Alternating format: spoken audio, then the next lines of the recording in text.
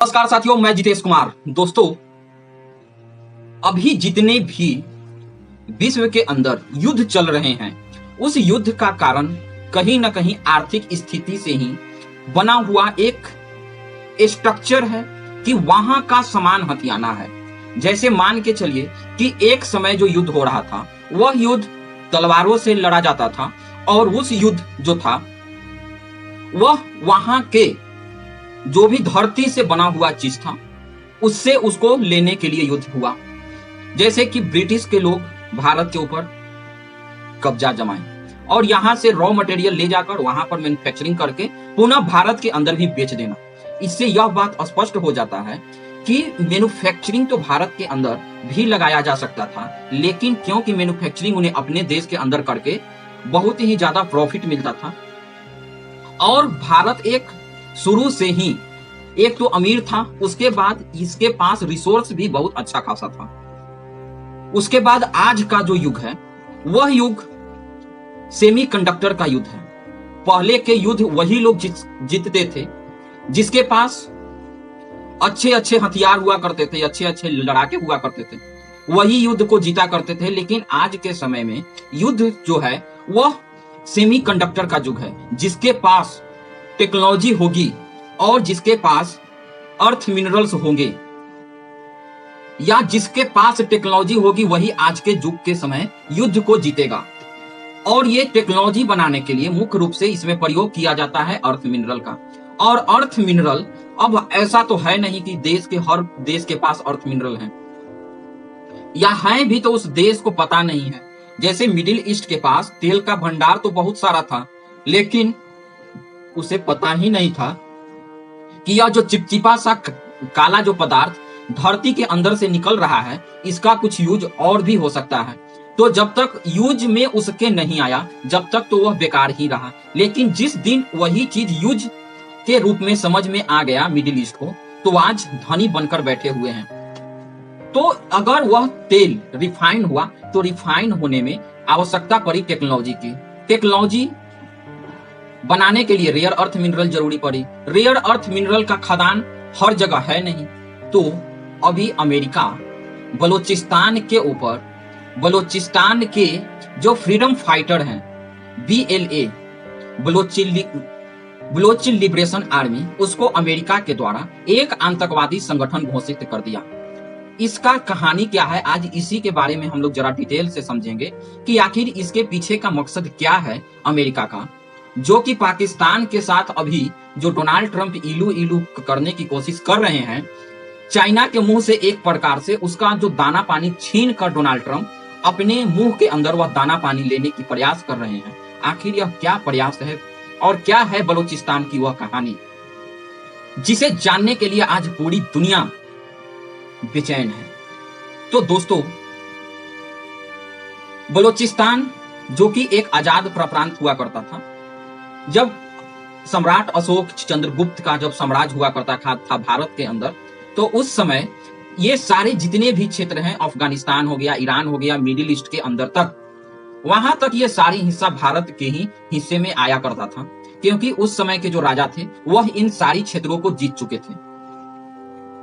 और उसके बाद ये एरिया ज्यादातर पहले तो सारे के सारे हिंदू होते थे या सनातनी, उसके बाद धीरे धीरे ये लोग बौद्ध में कन्वर्ट हो गए, क्योंकि बौद्ध भी भारत से निकला और बौद्ध ही अधिकतर देशों को अपनाते चले गए, जिसमें से ये सारे देश बौद्धिस्ट हो गए। उसके बाद मिडिल ईस्ट की एक कंट्री से इस्लाम उत्पन्न हुआ और पहले यहूदी वहीं से बनाए गए, यहूदी के बाद क्रिश्चियनिटी आया और क्रिश्चियनिटी के बाद इस्लाम आया। सभी में जंग होते रहा, जंग बहुत ही ज्यादा भयंकर चलते रहा, और जैसे जैसे हवा चलती रही वैसे वैसे लोग अपना पूजा पत्ती और अपने पूर्वजों को मानने वाले धर्म बदलते रहे। मिडिल ईस्ट के सारी कंट्री इस्लामिक कल्चर को फॉलो करने लगी, यूरोपियन वाले सारे के सारे क्रिश्चियनिटी को फॉलो करने लगे, और उसी में से एक जो था यहूदी, वह जेरूसलम को अपना पवित्र भूमि मानते हुए वह उसको पूजने लगे। इधर मूर्ति पूजक में भारत, जो शुरू से ही अपने पूर्वजों का ही पूजा करते आए हैं, प्रभु श्री राम, प्रभु श्री कृष्ण, और इन्हीं को आगे भी अभी तक हम सभी लोग पूज रहे हैं, क्योंकि ये हमारा पूर्वज हैं। इसीलिए अब हम जरा बलूचिस्तान, जो कि समय समय पर चेंज होते रहा, एक समय वैसा भी आया था जब हुमायूं भारत से हार गया था तो उसको संरक्षण देने का काम आज के बलूचिस्तान ही किया था। उसके बाद जब भी जो मिडिल ईस्ट कंट्री से भारत पर आक्रमण करने के लिए मुगल आया करते थे, वह बलूचिस्तान के रास्ते से ही आया करते थे, और बलूचिस्तान उन्हें बहुत ज्यादा मदद दिया करता था, क्योंकि ये इस्लामिक उम्मा को बात मानते हैं, और इस्लामिक उम्मा को मानते मानते आज खुद इस्लाम को, एक इस्लाम मानने वाले ने दूसरे इस्लाम मानने वाले को गुलाम बनाया हुआ है। यह कुछ और नहीं, ये सारे के सारे जैसा करोगे वैसा भरोगे करनी का ही फल है। आज इन सारी स्थितियों में सबसे खराब जो जीवन यापन कोई गुजार रहा है तो वह कोई और नहीं, वह सिर्फ और सिर्फ बलोची हैं। न पीने को साफ पानी, न खाना बनाने को गैस, और न खाने को पूरा खाना। इसके पीछे मुख्य रूप से कारण यही है कि कुछ तो कर्म पीछे गलत हुए होंगे, किसी न किसी के साथ धोखा दिया गया होगा, और वह धोखा भारत के साथ बलूचिस्तान के लोगों ने दिया था। जब मुगल भारत पे हमला करने आते थे तो उसका साफ देखा, लेकिन चलिए समय बीतता चला गया, मुगल खत्म हो गए, लेकिन भारत का अस्तित्व, वहां के सनातनियों का जीने का अस्तित्व जो पहले था वही आज भी है। न हम बदले, न हम बदलने वाले हैं। लेकिन बलूचिस्तान का वह दिन और आज का दिन, जिसके देश से सुई गैस, एक जगह का नाम है सुई जगह से सुई गैस निकलती है, और पूरे पाकिस्तान में, चाहे वह कराची हो, चाहे वह पंजाब हो, चाहे वह सिंध हो, चाहे वह खैबर पख्तूनख्वा हो, ये सारे इलाका में वहीं से पाइप के द्वारा गैस निकल कर जाता है। लेकिन बलूचिस्तान के लोग आज भी खुद सुई गांव के लोग ही लकड़ी चुन कर खाना बनाने के लिए मजबूर हैं। आखिर ऐसा क्यों हुआ? तो सन 1947 में भारत देश को आजादी मिलती है। उसी टाइम बलूचिस्तान भी आजाद हो जाता है, क्योंकि वह अंग्रेजों के साथ साठ गांठ बनाकर हिंदुस्तान के ऊपर कब्जा जमाए रखने में मदद करता था। और वह समय से पहले 1946 आते आते अंत में 47 की शुरुआत में उसे आजादी दे दी जाती है कि जाइए आप अपना स्वतंत्रता घोषित कीजिए और अपना एक अलग से राज्य बनाइए। लेकिन वहां पर भी खुद इस्लाम को ही मानने वाले लोग, सारे के सारे कव्वाली क्षेत्र, जो एक सेक्शन का व्यक्ति एक ही एरिया में होता है, दूसरा सेक्शन का व्यक्ति दूसरा एरिया में, उसका एक नेता अलग होता है, इसका एक नेता अलग होता है। इसी प्रकार से वहां पर हर जो कलात स्टेट थे वह सेक्टर में बटा हुआ था। यहाँ का राजा कलात, यहाँ का राजा कोई और, यहाँ का पश्तून, यहाँ का कोई और। तो इसी प्रकार से अपना अपना डिवाइड बांधकर वहां के राजा रूल किया करते थे। लेकिन 1947 में जब पाकिस्तान को भी आजादी मिलती है, जिन्ना के कहने पर एक पाकिस्तान नाम का देश बनाया जाता है, वह पाप करने से कैसे रुकता? तो सबसे आसान जो चारा बुझाया, वह चारा बुझाया कौन सा? बलूचिस्तान का क्षेत्र। वह जानता था कि अभी बलूचिस्तान, जो कि इस्लाम के नाम पे कुछ भी करने को तैयार है, वह अगर हम उसे अभी दबाव देंगे तो वह पाकिस्तान के साथ अपने आप को मर्ज कर को खुशी खुद के महसूस करेगा। लेकिन इसके नतीजे क्या होंगे यह बलूचिस्तान के लोग भी शायद नहीं जानते थे, और उसका वही नतीजा गलत निकल आया। 1948 आते आते पाकिस्तान के फौज ने बलूचिस्तान के ऊपर हमला कर देता है, और क्योंकि वह हमला भी सिर्फ एक सेक्शन पे किया गया, वहां के जो कलात जो क्षेत्र था उसी के ऊपर, क्योंकि बाकी जो क्षेत्र था वह इस्लाम के नाम पर पाकिस्तान से पहले ही आकर मिल चुके थे। लेकिन जो कलात वाला क्षेत्र था वह मानने को मंजूर नहीं था। वह कहता था हम हमेशा स्वतंत्र ही रहेंगे। लेकिन पाकिस्तान कहां, जो खुद को गुलामी की जिंदगी जीने वाले, वह कैसे मान जाता? अब देखिए वहां पर जो अटैक किया वह किसने किया? सेना ने। अब सेना क्यों अटैक किया? क्योंकि अब इसमें जिन्ना का कुछ लेना देना भी था या नहीं, अभी तक यह इतिहास के अंदर से निकल कर नहीं आता है। लेकिन क्योंकि वहां पर आज भी सेना की ही चलती है, सेना की ही गुलामी के अंदर पूरा पाकिस्तान अभी भी बस रहा है, और 1947 से भी सेना ही उस पर कंट्रोल करती थी।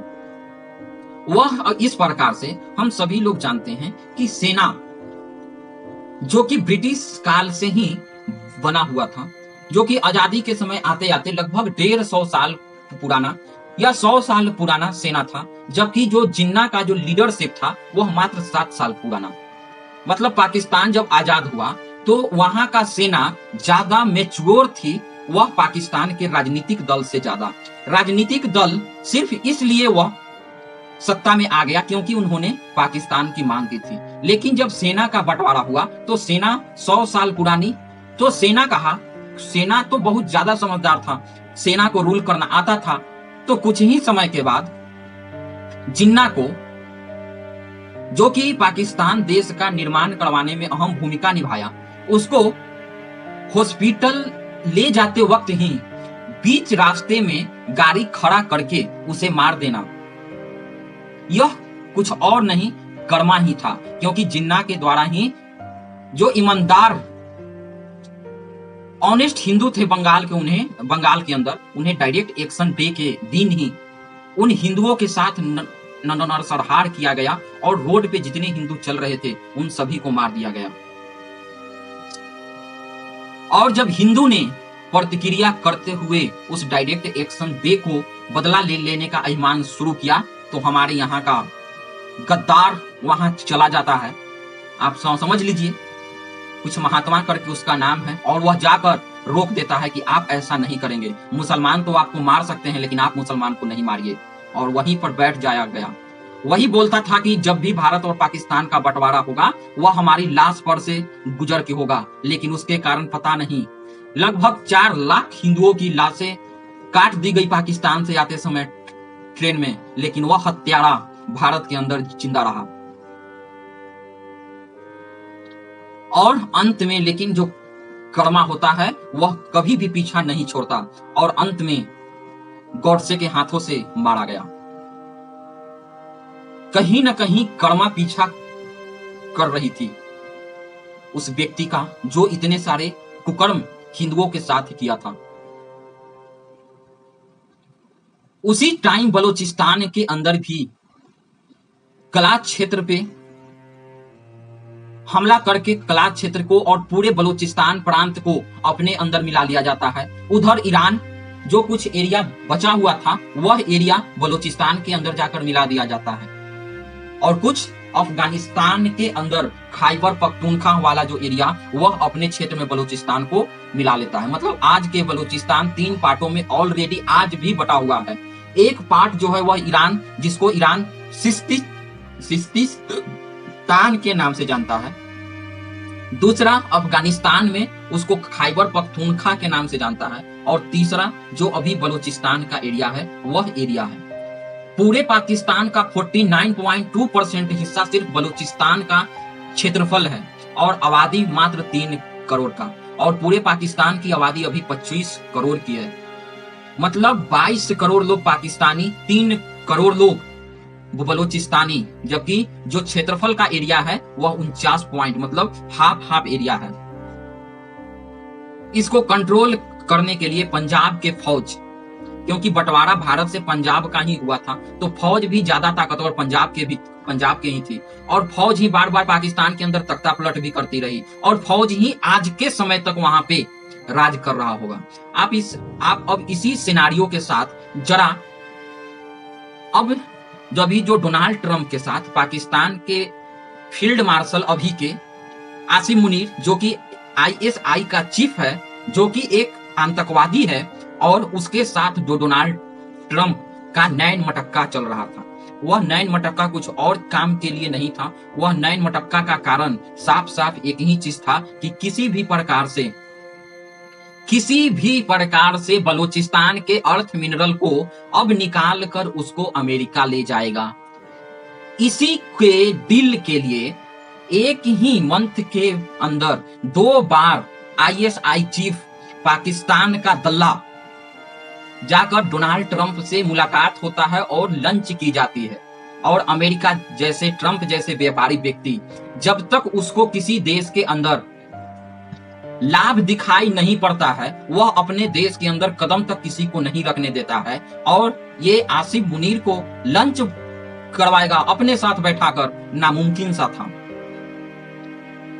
तो इसी बात का आज सारा का सारा खेल अमेरिका अब चाहता है कि हम अर्थ मिनरल बलूचिस्तान से निकाले, और वह इसीलिए अभी से ही खेलना स्टार्ट कर दिया गया। जो अपने देश के लिए बीएलए बलूचिस्तान लिबरेशन आर्मी, जो एक अपने देश का आर्मी है, अपने देश का रक्षा करना चाहता है, अपने देश को बचाना चाहता है, वह बार बार रिफरेंडम की बातें करती है, यूएनओ में जाकर आवाज उठाती है कि हमें इस पाकिस्तानी फौज से छुटकारा चाहिए। वहां के महिलाओं के साथ ये पंजाबी फोर्स क्या नहीं करती है। बलूचिस्तान के महिलाओं को जबरदस्ती उठाकर जेल में रखकर, अब आप खुद समझ लीजिए, जो पूर्व प्रधानमंत्री इमरान खान के साथ किया गया जेल के अंदर, तो क्या बलूचिस्तान के महिलाओं को छोड़ते होंगे वे लोग? वहां के 9 युवकों को जबरदस्ती घर से घसीट कर उठा लेते हैं और उस क्षेत्र में अपना दबदबा बनाने के लिए हेलीकॉप्टर से, चलता हेलीकॉप्टर से उन्हें नीचे फेंक दिया करते हैं। वह नीचे आकर 8-10 टुकड़ों में छितर जाता है। इससे भी अगर पाकिस्तानी फौज को मन नहीं भरती है तो उनका किडनी, आंख, गुर्दा, जितने भी शरीर का अंग बिक सकता है, उसे वह निकाल कर बेच देते हैं पाकिस्तानी पंजाबी फौज बलूचिस्तान के लोगों को। और अगर इसके लिए वहां के महरम बलोच, जो कि पेशे से एक डॉक्टर हैं, डॉक्टरी की पढ़ाई की, और जब वह पूछने जाते हैं माँ, बलोच की माँ बहने की, हमारा बेटा का इतना तो बता दो कि एक जो लाश मिली सड़ा गला हुआ, वह लाश क्या मेरे बेटे का था? मत दो उन बेटों का अब हमको कुछ और, लेकिन बता तो दो ताकि बलूचिस्तान के माँ बहनें जान सके कि अब उनका बच्चा इस धरती पे जीवित नहीं है। कितनों के बाप इस धरती पे जीवित नहीं है, कितनों के भाई पाकिस्तानी फौज उनका हर अंग निकाल कर बेच चुका। एक हॉस्पिटल के अंदर लगभग 300 से 400 लाशें जो थी वह छत पर फेंकी हुई थी। उन सभी लाशों के अंदर से सारे पार्ट पुर्जे जो थे मनुष्य के, वह गायब थे। तो सोचिए बलूचिस्तान के साथ आज ये पाकिस्तान की फौज क्या कर रही है। अब उसके बाद चाइनीज को उन सभी लोगों ने पहले तो बलूचिस्तान बेच दिया। कोडेक जैसा सोना निकलता है उस धरती पर से, और उस धरती के लोग दाने दाने को मुहताज हैं। एक नस्ल जवान होती नहीं।